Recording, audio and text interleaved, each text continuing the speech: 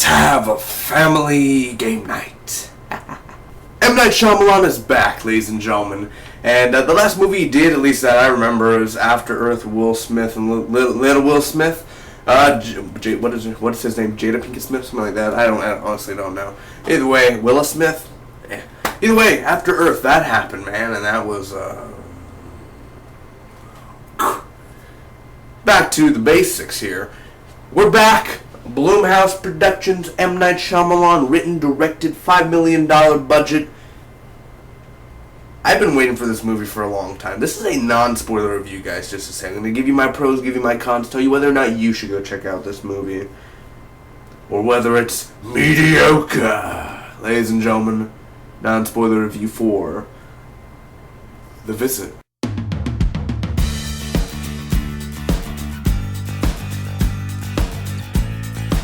First off, I'm gonna get off with my pros. I'm not gonna get off, but I'm gonna tell you about the pros. Excuse me for that language there for a moment. The characters in here. Let me tell you. I'm gonna break it down real quick and tell you what I loved about the characters and the actors who portrayed. We got some newcomers that I've never heard about, never seen, and honestly, they looked annoying.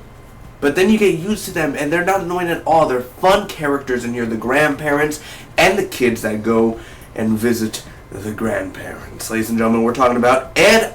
I'm gonna butcher your name, my good son, but Ed Oxenbould, who plays Tyler, and Tyler is the main boy, the brother of the sister of the ones who goes to grandparents, and he's my favorite character out of the whole movie. He raps. All I'll say is he raps, and he does some freestyle, and yeah, a pineapple upside down turnover cake. You know, I don't know how he does it, but I don't. It's if he could actually, I'm assuming free rap in real life or freestyle rap. Excuse me for that. That's really good for his age, man. Like, I don't know how old this man is, or excuse me, this kid is 10, 12, 11, but he seriously has some. He has some chops in here where he's comedic. He made me laugh. He's just enjoyable on screen, and you never get tired of him once. You never say like, this is enough. He brings that comedic side to the whole movie that it needs. It's not a full-blown comedy, this movie, but when it's needed, it's brought. Sometimes it's overdue with, it's overdone with other characters, but for him, it never gets old, I guess you shall say. Olivia DeJonge, who plays Rebecca, the sister. I know I'm butchering the name, but it is Olivia DeJonge. She was awesome. She reminded me, and not by the look, but she reminded me of a young, I was thinking Interstellar, Jessica Chastain, a young Jessica Chastain, and a Sophia Turner from Game of Thrones. Almost a mix of her inside this girl. Now, not Oscar award winning. This movie's not nothing like that. But the way she performed and the way, you know, everything about the character of Rebecca, you could call her, just, I don't know, was interesting, more emotional, connected. Like, the brother is not really emotional. The sister is the emotional one. That's all I'll get to. And that she was fantastic. She played the role well. And honestly, I was surprised by both of them. I was like, wow, I thought I'm going to see a movie that I know nobody about. And I'm interested in seeing what these young actors and actresses do next. They're definitely, the character Rebecca and Tyler are fine. They're fine. They're good. They're great. There's nothing wrong. They don't ruin the movie. Although some cheesy parts. Those parts only in. But other than that, they're great. They're a great addition to the cast, and definitely I can't wait to see what they do next. The grandparents, man. I did not get their names down, but of course, Pop and Granny, I guess you could call her. I don't know. I forgot what to call them. Nana. Seriously, she was awesome. They were all awesome. Creepy. And I really do enjoy the actor who played Pop. I really do enjoy that actor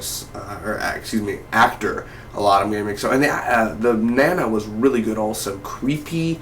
I just love the way that they played the character very well, and the old and stereotyped, and it's perfect. And found footage. This movie's found footage, but the way that M. Night Shyamalan directs it is beautiful. It's a beautiful handheld movie. The way that it's directed, and I thought, like, I don't like handheld movies. I don't go see them. I'm not a big fan of them. Cloverfield was really good, but this movie is not going to be like the camera like that. It's these kids know how to steady it and like have it still, because the character Rebecca, she's like documenting basically in the movie, and it's a documentary. It's not a documentary movie, but she is making a documentary, and I like that. You see editing, you see the music, you see just her trying to do this for her mom, and that's all I get to right there. But seriously, I like that aspect of the character and of the movie and how it's filmed. I think M. Night Shyamalan, I've seen behind the scenes and the way that he expresses himself and the way that he shows, hey, I want this to happen, I want that to happen. He's back in his rightful mind. He's back to his homeland there. Not homeland, but he's back to the basics, back to the feeling that he's always loved. And M. Night Shyamalan, dude, I mean, Sixth Sense, yes. Signs, yes. The Happening. Other than that, I think that for most part, he's done good movies, like 3 or 4, and then after that, it was kind of, what are you doing? Oh, now we're back to The Visit. Okay, well, thank you for visiting, but get out. Other than that, directing, the grandparents, the twist. There's a twist in here. The twist works, and then it doesn't work. I'm not going to reveal the twist, but it shocked me, but yet it didn't shock me. That's what I'll say. It's been done before, but the way it's done and the way it's used and the way it's reacted won me over. That's all I'll say. But when everyone was like, oh, M. Night Shyamalan, oh, you sneaky devil. We saw that coming a mile away, but we just didn't think about it. Either way, okay, that went down. And then, yeah, it's just creepy. And the dialogue, some of the dialogue's but the way the kids talk, the big words they use sometimes are just that way. The dialogue's fine for the kids, and it feels like that's the way they actually communicate, brother and sister. So all that is perfectly fine. The cons, the ending, there's the ending where it ended perfectly with a shot of, I'm not going to tell you, but then it went on. It went on for another 3-4 minutes, and it was like, no, he should have ended earlier, And it does make it better for the story, the ending per se, but I think it just ended it where it should have ended 3 minutes before, and I would have been fine. It would have been perfect. Would have left us like, what happened? What happened? Did you see that? I think there was this old couple that walked down. It sucked. Literally, they said that out loud. Well, this movie was stupid. It sucked. Yeah, you're mad. You're haters. Haters gonna hate. Haters gonna hate. That's what goes down. The twist, again, like I told you, it worked, but it didn't work. You gotta see the movie to find out about the twist, or you can just go look up online. Either way. It's cheesy. There are a few cheesy parts in here. It doesn't ruin the movie, but there are just some where you're like, really? Really? Okay, M. Night, don't mess up. You're messing up right now. Don't mess up. The mom, Catherine Hahn. No. No. Next, it wasn't as scary as I thought it would be. Yeah, there are a few jump scares, and about 2 or 3 jump scares overall.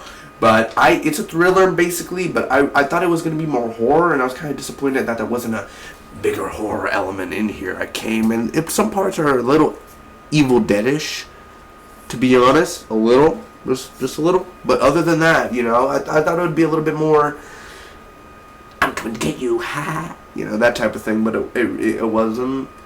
It doesn't ruin the movie. I'm not taking points off of that, but it's not scary as much as I thought it could have been.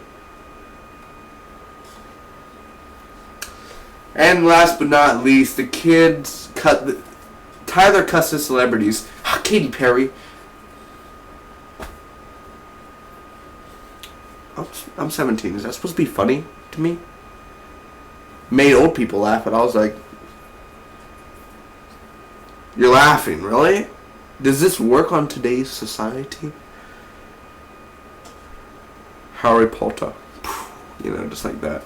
Overall, I'm going to give The Visit a B-, secondarily a C+. It's a good movie overall, but then it goes just to being okay. Is it a good M. Night Shyamalan movie? Yes, it's way better than After Earth, way better than The Last Airbender, and it's been, The Village was probably the last good movie, and then this one's good as well. This one is just, is it worth watching?